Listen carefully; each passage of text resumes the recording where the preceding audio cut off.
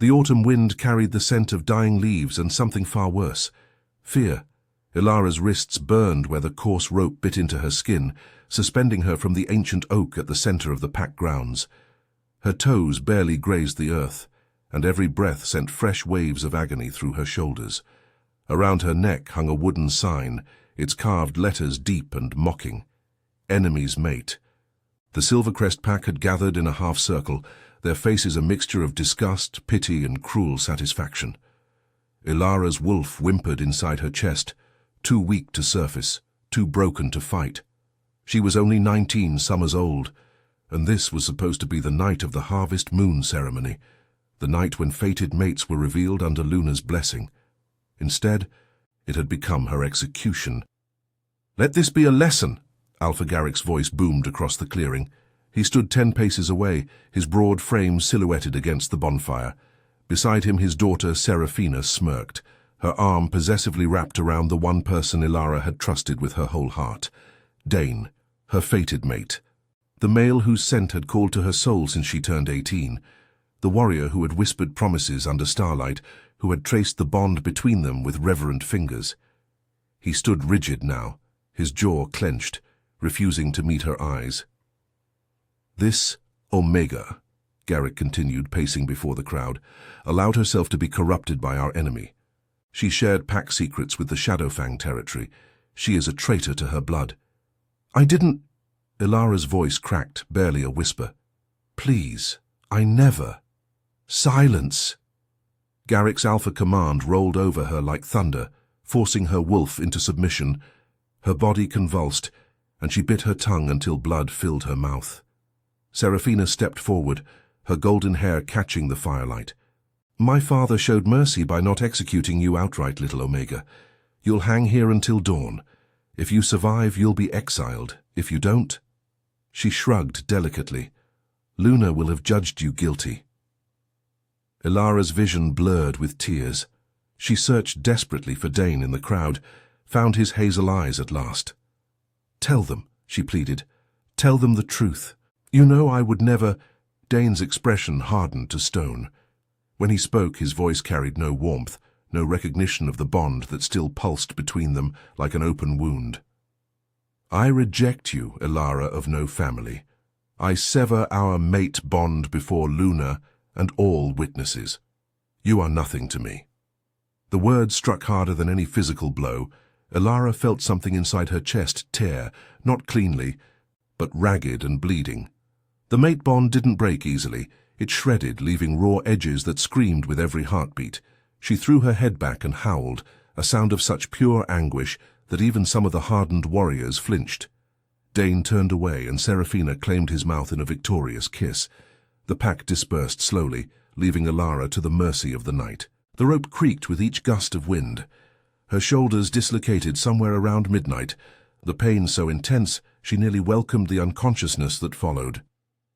She drifted in and out of darkness, dreaming of her mother's lullabies, of the small herb garden she'd tended behind the pack house, of a life that now seemed impossibly distant. The sound of horses woke her. Ilara's eyes fluttered open to find the clearing transformed. Dawn had not yet broken, but the darkness felt different, heavier, charged with a power that made her wolf stir despite her injuries. Torches blazed to life around the perimeter, and she became aware of new scents. Pine and winter storms, ancient authority and barely leashed violence. Warriors in black and silver armor surrounded the oak, their formation precise and lethal. At their center sat a figure on a massive war horse, his presence so overwhelming that Ilara's broken wolf tried to bare her throat in instinctive submission. The Alpha King. She had never seen him before. Few had. King Lucian of the Northern Territories was a legend whispered about in fearful tones. He had united 7 warring packs under his rule, through a combination of strategic brilliance and ruthless force.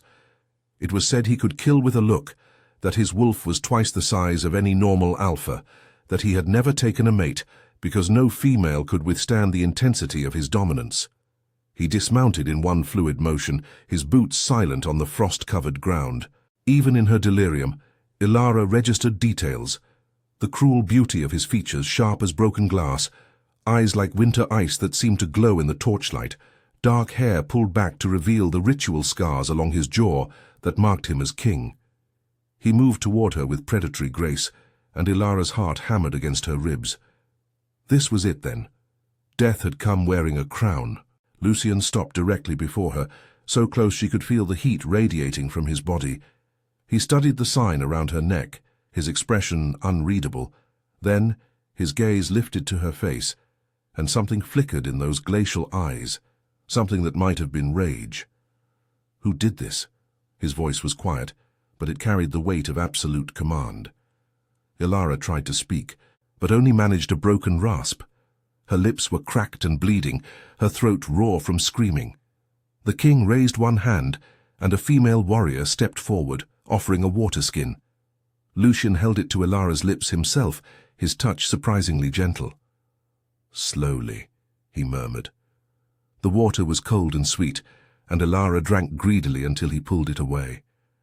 "Thank you," she whispered. "Who did this?" he asked again. "Alpha Garrick." The admission cost her. Pack law forbade speaking against an alpha to outsiders, but what did it matter now? She was dead either way. "Of Silvercrest." Lucien's jaw tightened almost imperceptibly. He reached up and Ilara flinched, expecting a blow. Instead, his fingers closed around the sign. With a sharp yank, he tore it from her neck and crushed it in his fist. Then he drew a blade from his belt, a ceremonial dagger with a silver handle carved in the shape of a wolf's head. The torchlight danced along its edge as he reached up and cut through the rope in one swift motion. Ilara collapsed. She would have hit the ground if the king hadn't caught her, one arm sliding around her waist, the other supporting her head. The contact sent shockwaves through her broken body. Not pain, but something else. Something that made her wolf keen with confusion and desperate hope. "Call for your alpha," Lucien commanded, his attention fixed on Ilara's face as he carefully lowered her to the ground. Now. 3 warriors broke formation, disappearing into the darkness toward the pack house. The king knelt beside Ilara in the frost, seemingly unconcerned with the mud staining his armor. He examined her dislocated shoulders with a clinical eye, then looked at the female warrior. "Morgana, I need you to—" "I can do it, sire." Morgana knelt on Ilara's other side, her features kind despite the warrior's scars crossing her face. "This will hurt, little one. I'm sorry." Ilara barely had time to brace herself before Morgana gripped her arm. The sound of her shoulder popping back into place was sickeningly loud, and Ilara's scream tore through the clearing. The second shoulder followed moments later. She sobbed against the ground, her body shaking uncontrollably. When she could breathe again, she found the king watching her with an expression that might have been admiration. "You're stronger than you look," he said quietly. "Not strong enough," Ilara whispered. "They were right. I'm just—" "They were wrong." The king's voice held absolute certainty. "And they will answer for this." Shouting erupted from the direction of the pack house. Moments later, Alpha Garrick burst into the clearing, half-dressed, Dane and Seraphina stumbling behind him. The Silvercrest Alpha's face was red with fury, but when he saw the king kneeling beside Ilara, all color drained from his features. "Your Majesty," Garrick dropped to one knee, forcing his head down in submission. "We were not informed of your arrival. If we had known, you would have hidden your crimes." Lucien rose to his feet with lethal grace. "Tell me, Garrick of Silvercrest, what law allows you to torture an Omega?" "She's a traitor, sire. She shared pack secrets with—" "What proof do you have?" Garrick's mouth worked soundlessly. Behind him, Seraphina stepped forward. "My father speaks truth, your Majesty. We have testimony that she was seen—" "I asked for proof, not testimony, not rumors." The king's voice dropped to a dangerous purr. "Proof." The silence stretched taut. Ilara forced herself to sit up, ignoring the agony in her shoulders. She needed to see this, needed to understand why the king of all people had intervened. "She is the fated mate of a warrior who rejected her," Garrick said finally, gesturing toward Dane. "She was unstable, dangerous." Lucien's gaze moved to Dane, who stood frozen behind his alpha. "You rejected your fated mate." "Yes, sire." Dane's voice shook. The bond was a mistake. Luna must have—" "Luna makes no mistakes." The king's words cut like a blade. Only weak males who lack the strength to honor what she provides. Seraphina made a small sound of protest, and the king's attention shifted to her. And you are? Seraphina, daughter of Alpha Garrick. She lifted her chin proudly. Dane's chosen mate. Chosen. Lucien's lip curled. How convenient. He turned back to Garrick, and the temperature in the clearing seemed to drop. By the laws of the Northern Territories, torture of any pack member, Omega or otherwise, requires trial and verdict from the Pack Council. Was this Omega given a trial? Garrick's silence was answer enough. Then you have violated territorial law. Lucien's declaration fell like a death sentence. Silvercrest Pack is hereby under investigation. You will submit all records and testimony to my chancellors. If I find that this Omega was falsely accused... He paused, letting the threat hang heavy in the air. Well, I'm sure you understand the consequences. Please, Your Majesty. Garrick's voice cracked. We can resolve this internally. There's no need for... She hangs with a sign declaring her an enemy's mate, and you speak of internal resolution? The king's laugh was cruel and cold. No. Garrick, you had your chance at justice. Now you'll face mine. He turned back to where Elara sat trembling in the frost. For a long moment, he simply looked at her, really looked, as if seeing past the bruises and blood to something deeper. When he spoke again, his voice carried across the clearing, formal and absolute. Elara of Silvercrest, I, Lucien Thorn, Alpha King of the Northern Territories, offer you sanctuary under my protection. You will be brought to the capital where you will receive medical treatment and testimony will be heard regarding your accusations. Do you accept? Elara's mind reeled. Sanctuary with the king? It was unheard of, unprecedented.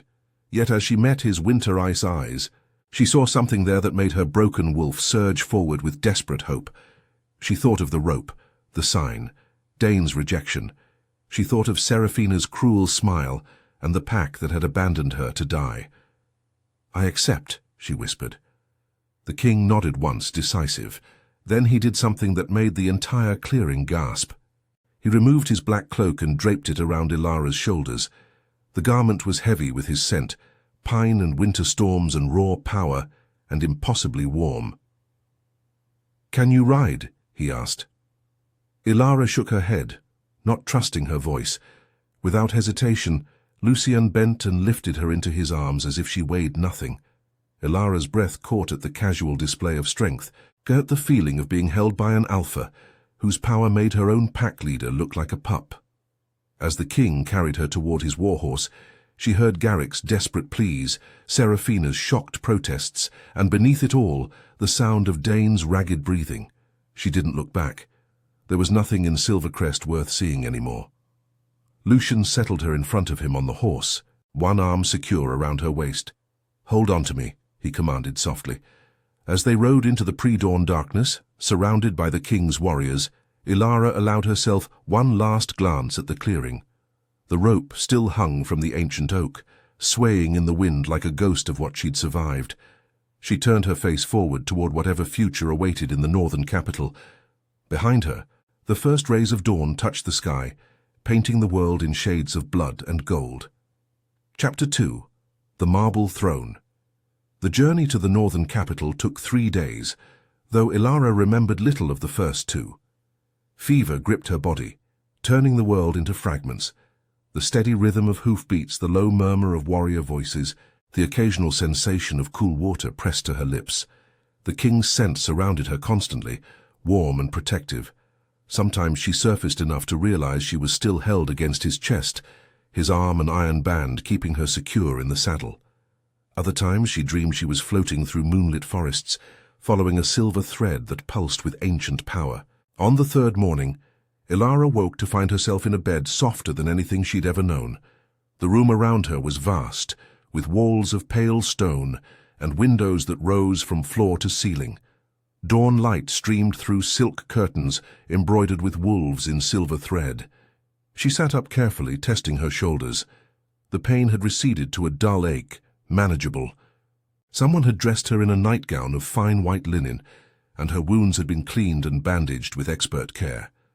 A door opened, and the female warrior from the clearing, Morgana, entered carrying a tray. Her scarred face broke into a smile. "Awake at last? Good. The healers said you'd recover, but 3 days is a long time to burn with fever." 3 days. Ilara's voice was rough from disuse. "Where am I?" "The Royal Palace, Northern Wing, guest quarters." Morgana set the tray on a side table and began pouring tea. "You're safe here, little Omega. The king's protection isn't something given lightly." Ilara accepted the tea gratefully, letting the warmth seep into her hands. "Why did he help me?" "He doesn't know me." Morgana's expression grew serious. "The king has his reasons. He'll explain when he's ready." She gestured to the tray. "Eat first. Build your strength. Then we'll get you presentable for the afternoon council." "Council?" Alarm spiked through Ilara's chest. "I don't understand. Your case requires formal testimony. Alpha Garrick and his party arrived yesterday, along with witnesses from Silvercrest. The king wants your account of what happened." Morgana's tone gentled. "I know it won't be easy, but you need to speak your truth." The food was simple but nourishing. Bread with honey, soft cheese, fresh fruit. Ilara ate slowly, her mind racing.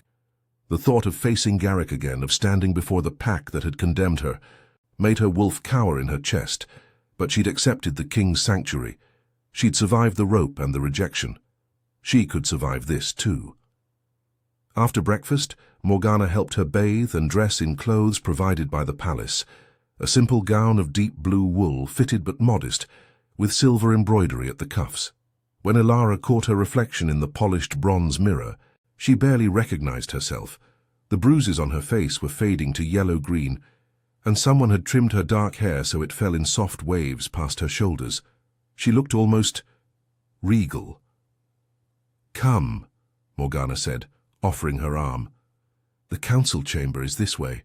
They walked through corridors that spoke of old power and new wealth, ancient stone arches meeting gleaming marble floors, tapestries depicting legendary battles hanging beside modern paintings. Everywhere Ilara looked, she saw wolves, carved into door frames, woven into rugs, rendered in stained glass windows that caught the afternoon light. The council chamber stood at the heart of the palace, its doors 15 feet tall and carved from black oak. 2 guards in silver armor stood at attention, and at Morgana's nod, they pushed the massive doors open. The chamber beyond stole Ilara's breath. The space was circular, with a domed ceiling painted to look like the night sky. Stars picked out in actual diamonds that caught the light from the massive chandelier hanging at its center. Tiered seats rose along the walls, filled with alphas and high-ranking wolves from territories across the north. Their combined presence created a pressure in the air that made Ilara's knees weak, but her attention fixed on the figure seated on the throne at the chamber's far end.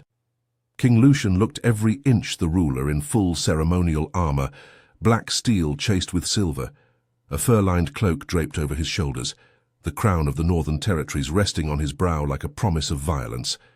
His winter ice eyes found Ilara the moment she entered, and she felt the weight of his gaze like a physical touch. To his right stood a council of advisors in formal robes. To his left, in a section marked for defendants, sat Alpha Garrick, Seraphina, and Dane. All 3 looked diminished somehow, their arrogance stripped away by the grandeur of their surroundings. "Approach," the king commanded. Morgana guided Ilara forward, their footsteps echoing on the marble floor.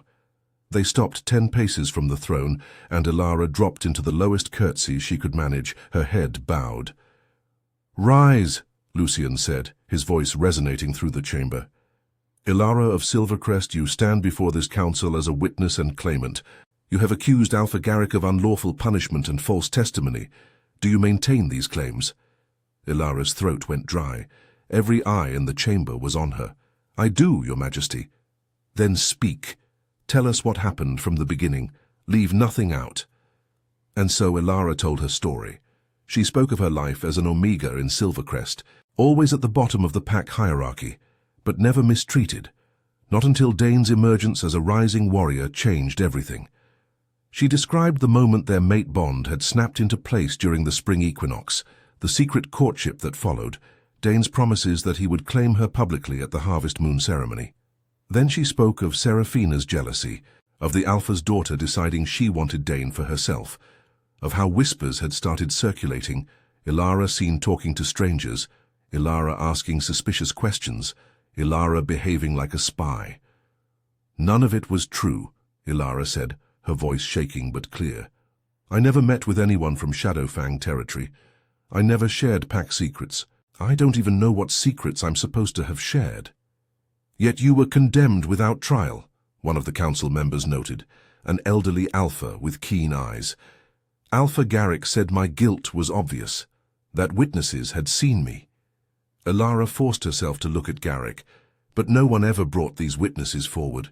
No one ever let me speak in my own defense. Because you're a lying whore. Seraphina surged to her feet, her face twisted with rage. You seduced Dane with your Omega tricks, made him think, sit down. The king's command cracked like a whip, and Seraphina dropped back into her seat as if her legs had been cut from under her. Lucien's expression remained cold.